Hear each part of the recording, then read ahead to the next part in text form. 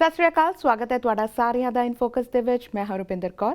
ਇਨ focus ਦੇ ਵਿੱਚ ਸਾਡੀ ਨਜ਼ਰ ਰਹੇਗੀ ਹਾਲ ਹੀ ਦੇ ਵਿੱਚ ਫਾਈਨਾਂਸ ਮਿਨਿਸਟਰ ਕ੍ਰਿਸਟੀਆ ਫਰੀਲੈਂਡ ਵੱਲੋਂ ਪੇਸ਼ ਕੀਤੀ ਗਈ ਫਾਲ ਇਕਨੋਮਿਕ ਸਟੇਟਮੈਂਟ ਤੇ। ਇਸ ਦੇ ਨਾਲ ਹੀ ਗੱਲ ਕਰਾਂਗੇ ਓਨਟਾਰੀਓ ਵੱਲੋਂ ਲਾਂਚ ਕੀਤੇ ਜਾ ਰਹੇ virtual business mission to India ਬਾਰੇ।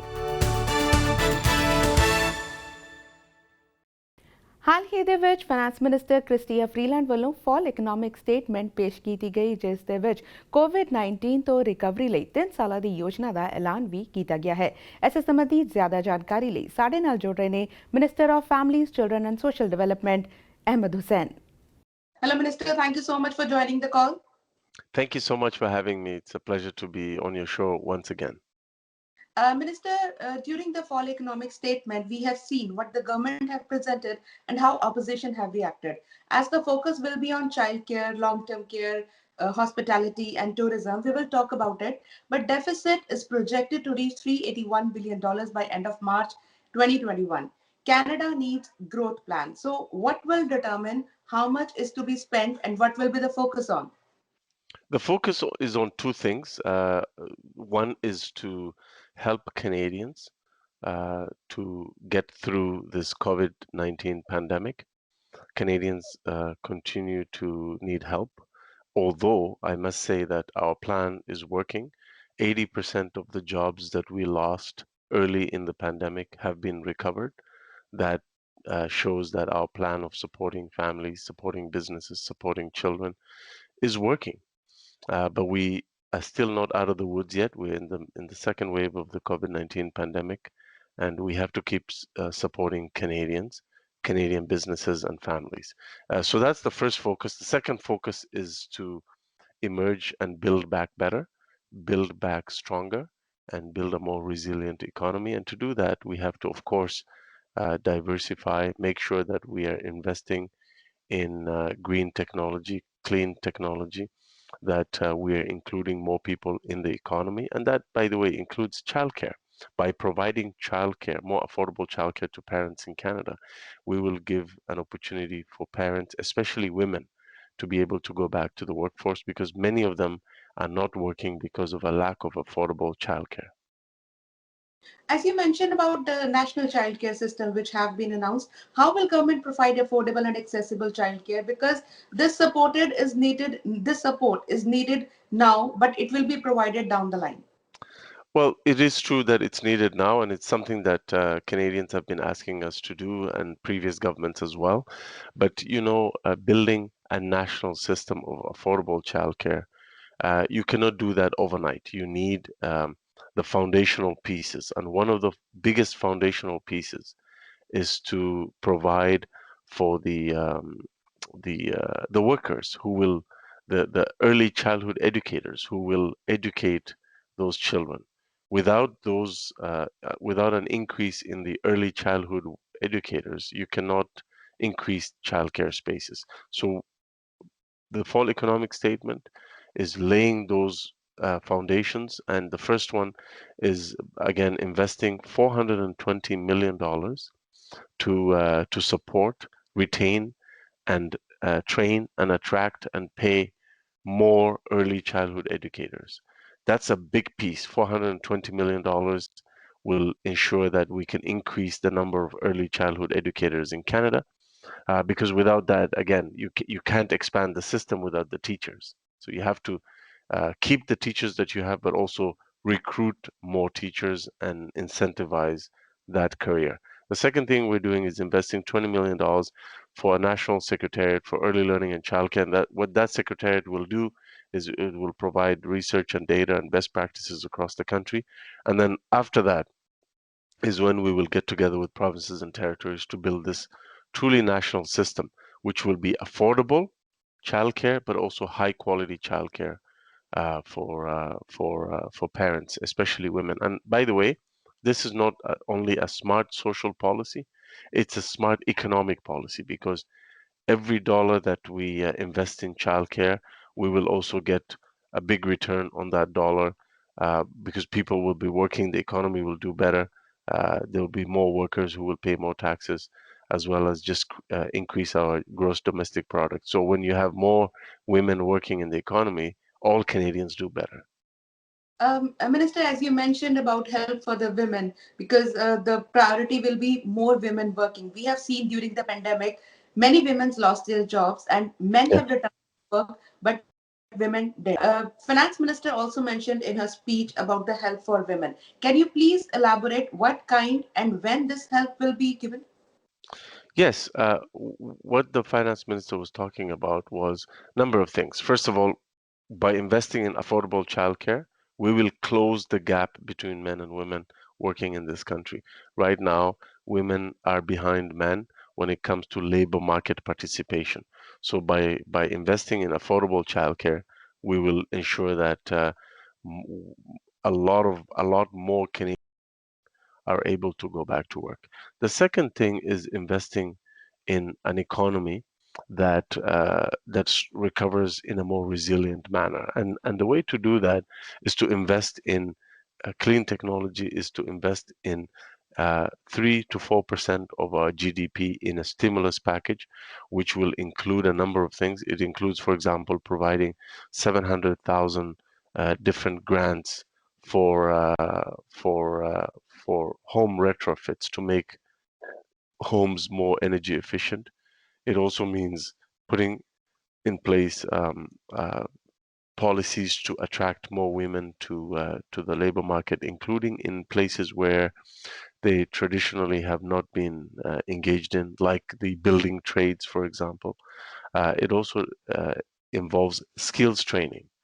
And that skills training will focus on young people, it'll focus on women, it'll focus on Indigenous peoples of Canada.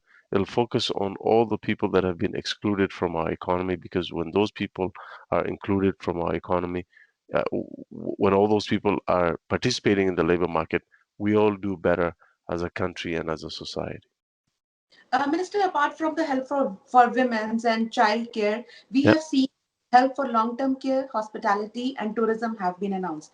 We have all seen what has happened with the long-term care during the pandemic because pandemic has highlighted those problems. So how will this help be provided?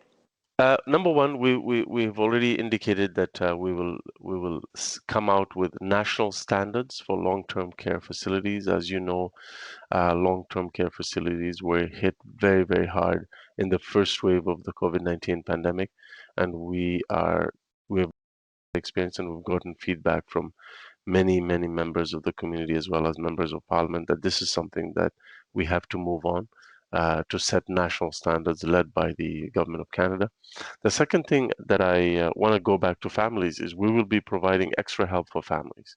In addition to childcare and setting up this national system, we'll also be providing $1,200 per child under the age of 6 who are receiving the Canada Child Benefit.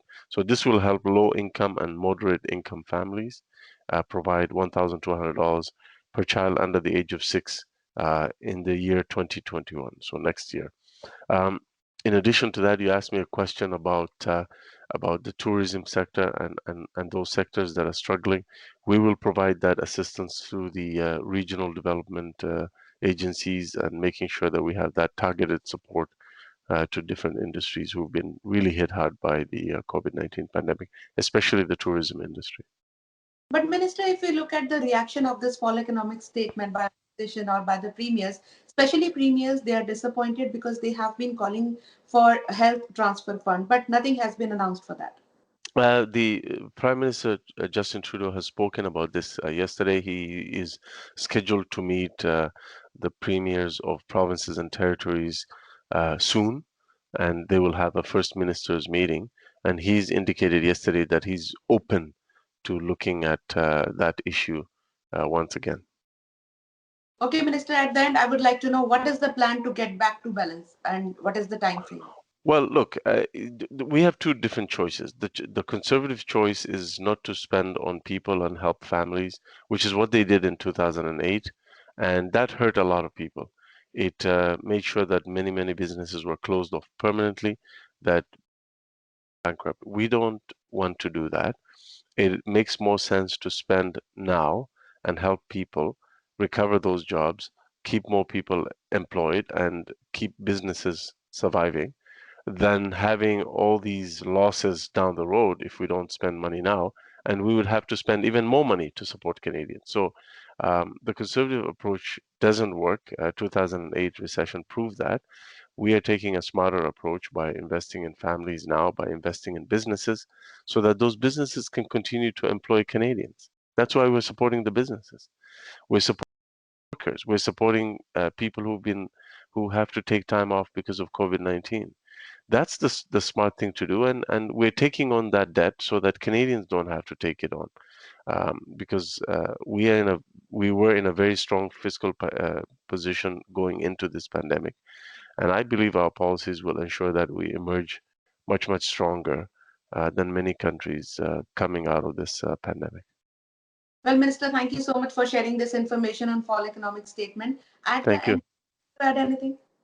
Well, thank you so much for having me. I appreciate the opportunity to talk to you and your viewers, and we will continue to work hard to protect Canadians and support them through this COVID-19 pandemic. But we are already looking at the light at the end of the tunnel. COVID-19 will not be with us forever, so we are already planning for a very strong, resilient economic recovery that is also very inclusive. Uh, before before I conclude my remarks, I just wanted to highlight one thing that was in the fall economic statement that I think will be of interest to many of your viewers. We are in the fall economic statement, you heard that we will be addressing the first-time homebuyer incentive to take into consideration the financial realities of people living in the GTA, Greater Vancouver area, and Victoria. Because for those people, the house prices are beyond what is covered by the existing first-time homebuyer incentive. So as you know, during the election campaign, we promised to increase the first-time homebuyer maximum incentive uh, for a house that is eligible for a first-time homebuyer to $789,000. Now that will capture a lot of people in the GTA. And yes, 2 days ago in the fall economic statement, there was language in there that we will look at the first-time homebuyer incentive to find ways to make it compatible with the financial realities of people in GTA, Greater Vancouver area, and Victoria. So this is going to be a part of national housing strategy? No, this is delivered. Well, it's delivered by CMHC, but it is a straight financial ministry policy, but it is part of our larger uh, urban strategy to house more Canadians. Absolutely, it is part of our national housing strategy to provide folks who have this dream of home ownership an opportunity to own their first home. Well, Minister, thank you so much for sharing this information and stay safe. Thank you. ਤੇ ਫਿਲਹਾਲ ਸਮਾਂ ਹੋ ਗਿਆ ਇੱਕ break ਦਾ। Break ਤੋਂ ਬਾਅਦ ਸਾਡੀ ਇਹ ਖਾਸ ਪੇਸ਼ਕਸ਼ ਇਸੇ ਤਰ੍ਹਾਂ ਜਾਰੀ ਰਹੇਗੀ। ਤੁਸੀਂ ਬਣੇ ਰਹੋ ਸਾਡੇ ਨਾਲ।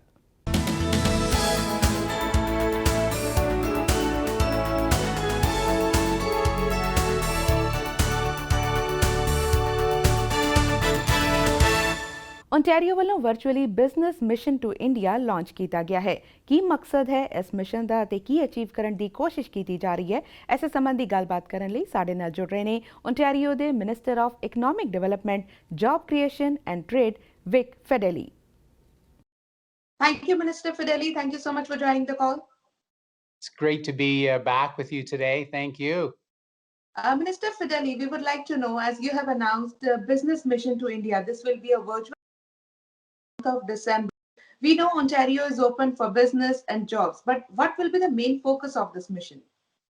Well, now more than ever before, we need to let everybody know that Ontario still is open for business. And that's why we're building off of our success we had of that really wonderful trip to India in 2019, just last year. And so we're leading our first virtual mission right now because we know that we need to continue to build off of that success. But along with the developing partnerships, will this help in building the foundation for recovery in long term? Yeah, we know it'll help both India and Ontario. We know we've always been ideal international business partners for each other. But here in Ontario, we're taking a delegation of 13 Ontario tech companies. They're going to join in at India Mobile Congress, which, as you know, is the largest digital and tech forum in India and South Asia.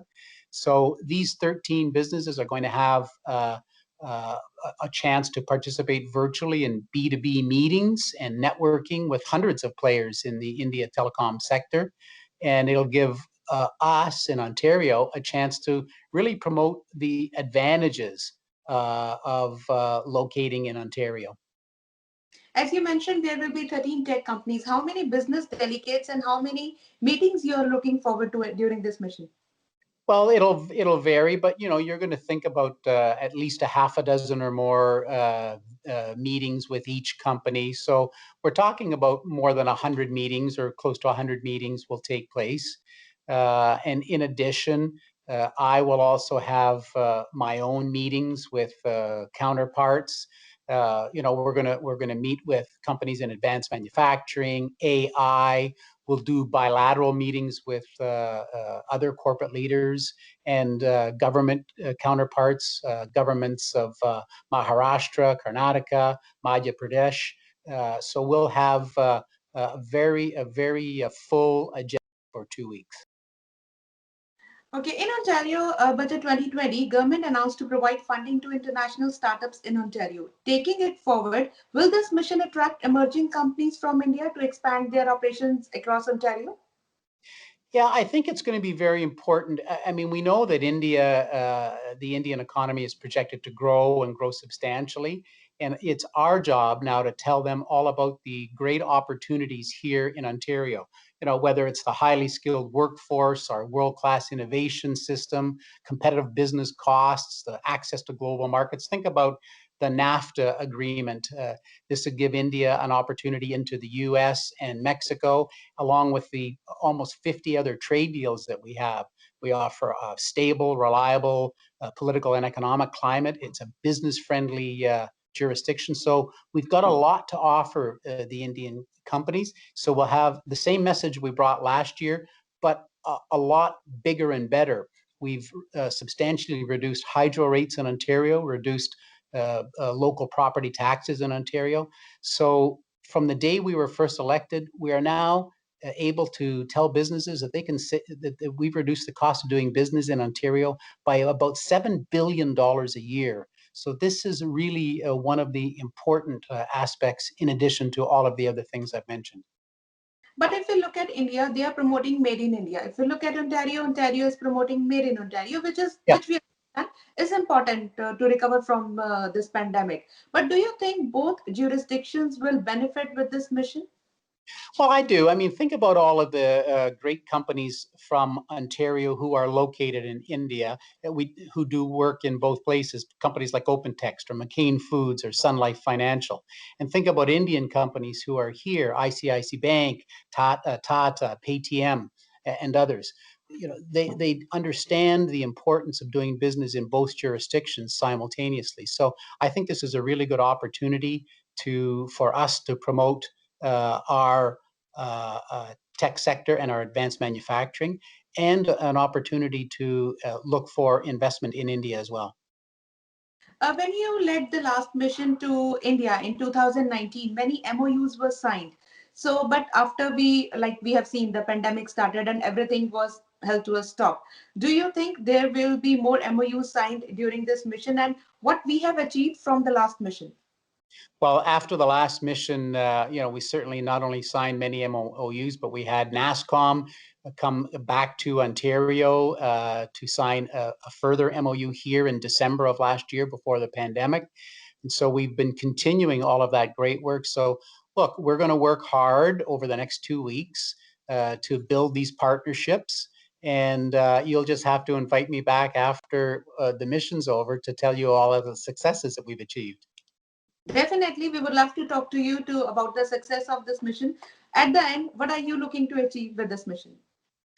Well, I think it's important that we let them know that we are open for business, talk to them about the significant improvements that have been made in Ontario with respect to the hydro rates and the lower taxes, and that we built a climate And that, quite frankly, I remember the story from last year. I think I told it to you as well, where we talk about the fact that